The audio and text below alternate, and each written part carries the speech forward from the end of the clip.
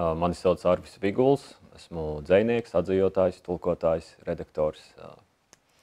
Un tas priekšmets, par kuru šodien runāšu, un kur es dāvinu Nacionālajam rakstniecības un mūzikas muzejam, ir šī pēc skata necilā pildspalva, un arī daži materiāli, kas ilustrē to, kā es strādāju ar šo pildspalvu. Tātad stāsts ir tāds, šīs pildspalvas es izmantoju jau gadiem, esmu izrakstījis kādus vairāk, noteikti 100 vai vairāk.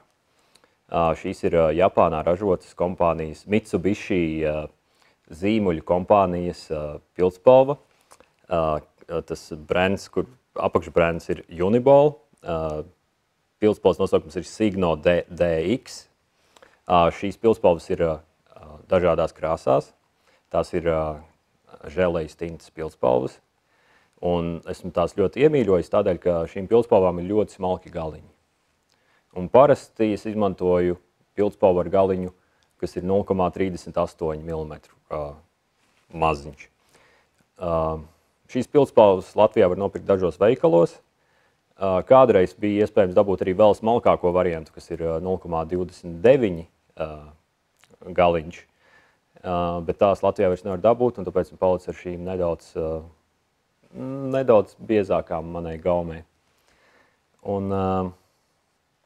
Un tikai nesen man beidzot ienāca prātā, ka es taču varu pasūtīt internetā. Un internetā es beidzot esmu pasūtījis arī vairākas citas krāsas un arī to mazāko galiņu un arī lodītis, ko likt iekšā, serdeņus, ko likt iekšā, un tad es varu arī ietaupīt naudu. Ik pa laikam man sakrājas kaut kāds tāds noteikts trauciņš ar tukšām pildspalvām. Šīs pildspalvas patiesībā ļoti ātri izrakstās. Man patīk ne tikai tas smalkais galiņš, bet tieši želejas tintes slīdamība. Jo man ir arī tāda lieta, ka manas rokas reizēm ir nestabils un tās slīdamība palīdz. Lodīšu pildspalva tomēr viņai tā saķere ar papīru reizēm nav tik laba, un tās lodīšu pildspalvas parasti ir biezākas. Stāsts sākās tā, ka es vienkārši atradu šo pildspalvu pirms, tie jau bija noteikti 11 gadi. Tobrīd šīs pildspalvas varēja iegādāties arī Jāņa Rozes grāmatnīcās, pašlaik vairs nevar.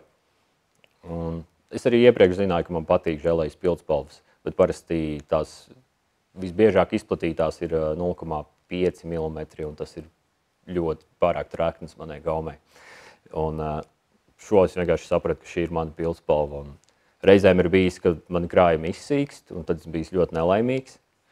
Tad es mēģinu rakstīt ar zīmoli, jo zīmoli var ļoti smalki nosināt, un tad ir vieglāk. Esmu arī izmantojis rapidogrāfus, kuriem ir dažādi smalkumi pieejami, bet rapidogrāfi, atšķirībā no pildspalvas, tiem ir galā šeit nav tās tik plūstamas, tik laba plūdamība formas ziņā. Un tāpat man ir jāparāda arī, protams, kā izskatās tas, ko es daru ar šo pildspalvu. Ir tā, ka es domāju, varbūt izņemot pirmo manu dzejoļu krājumu, visi pārējie darbi, ko esmu jebkad publicējis, vismaz kaut kādi daži teikumi no jebkura darba, atzejojumiem, tulkojumiem, recenzijām, dzejoļiem, stāstiem, vismaz daži teikumi ir tapuši ar šo pildspalvu uz papīra. Un es arī parādīšu, kā piemēru, kā izskatās tas, ko es daru ar šīm pildspalvām. Šī ir mapīte, kur ir man saglabājušies daži materiāli no dzejoļu krājuma Blusa cirkas tapšanas perioda. Es parasti rakstu uz tādām rūtiņu lapām, un tas parasti izstās šādi. Man ir arī tāds motīvs, kas atkal un atkal atkārtojas, ka es kaut ko ļoti domāju, tad es zīmēju šādas formas un aizkrāsoju tās ciet. Tas arī vēl viens iemesls, kādēļ šīs pildspalvas man ļoti ātri beidzas, tāpēc, ka viņas nav pārāk ekonomiskas šajā ziņā. Piemēram, kad veido interjera dizainu, kādu projektu, tad parasti dizaineris nāk klajā ar tādu, ko sauc par sajūtu karti, kur ir attēli, kur ir krāsas, kas tiks izmantotas projektā, tāds tā kā iedvesmas karte. Un šī varētu būt dzejoļu krājuma Blusa cirkas iedvesmas karte ar dažādiem cirka atribūtiku un blusām arī. Bet šī ir arī laba liecība tam, ka ar pildspalvu, ar kuru top dzejoļi un skaistā dzejas viela, top arī pavisam vienkārši pilnīgi kaut kādas bezjēdzīgas lietas, kas pēc tam, es pieļauju, bez šādiem maniem paskaidrojumiem, ja nākamās paaudzes, piemēram, muzeja krājumā atrod šādu lapu, viņi domās, kas tas pie vēlna ir un kāpēc tas šeit vispār atrodas. Es domāju, tā miedarbība ir vienkārši parasta prokrastinācija. Bet es domāju, ka arī kaut kādas tās blakus lietas, ko tu dari, es ticu tam, ka, ja tu, piemēram, domā par dzejoli un pēc tam tu dari kaut ko citu, it kā nodarbini prātu ar pavisam citu lietu, man liekas, ka prāts kaut kurā slānī joprojām pie tā strādā. Un tad ir ļoti labi, ka ir šāda ļoti labi slīdama, ar ļoti labu slīdamību želejas pildspalva, jo tad var ļoti ātri pierakstīt. Reizēm gan gadās pēc tam nevar izlasīt arī, ko tu esi pierakstījis, bet, tā tas ir. Man paveicās ar to, ka pilsētā, kurā esmu piedzimis, dzīvojis Jēkabpilī, ir ļoti laba centrālā bibliotēka, kurā ir tiešām apbrīnojams dzejas grāmatu krājums. Un vienkārši es gāju uz bibliotēku, lasīju grāmatas, manās rokās nonāca dzeja, sāku lasīt dzeju. Un esmu to dzirdējis arī no citiem dzejniekiem, ka reizēm vienkārši tie pirmie rakstīšanas impulsi ir tādi, paskatīties, vai es arī to varu. Vai varbūt es varu labāk, vai es darītu citādāk. Kaut kāds tāds sacensība ar pagātni, ar esošiem tekstiem, tā to varētu nosaukt. Jā, kā es nonāku līdz tam radošajam brīdim, tas ir vienmēr noslēpums un mistika. Es nezinu, es mēģināju saprast, kāpēc ir dienas, kad var uzrakstīt dzejoli un dienas, tad nevar uzrakstīt dzejoli, tu nevar divus vārdus salikt kopā. Vai tu vari tulkot liels teksta apjomus un it kā apstrādāt valodu un nāk klajā ar kaut kādiem teikumiem, kas strādā un kas ir radoši tomēr galu galā, bet tu pats nevar no sevis neko uzrakstīt. Es mēģināju saprast, vai tas saistīts ar to, ko tu ēd, vai tas ir saistīts ar mēnesi fāzēm, vai tas saistīts, nezinu, ar zemes magnētisko lauku vai tam līdzīgi. Domāju, ka nē, tas vienkārši tāds ļoti jocīga lieta. Bet vienmēr, protams, ja ir kaut kas jāuzraksta, ir sajūta, kaut kas ir jāuzraksta, vienmēr var kaut ko nedaudz palasīt un mēģināt uzrakstīt vienu teikumu, dažus vārdus, vai vienkārši paņemt papīra lapu, pildspalvu, kaut ko skricelēt, vienā brīdī kaut kas jau sāk nākt prātā. Var jau iedarbināt arī tos radošos procesus,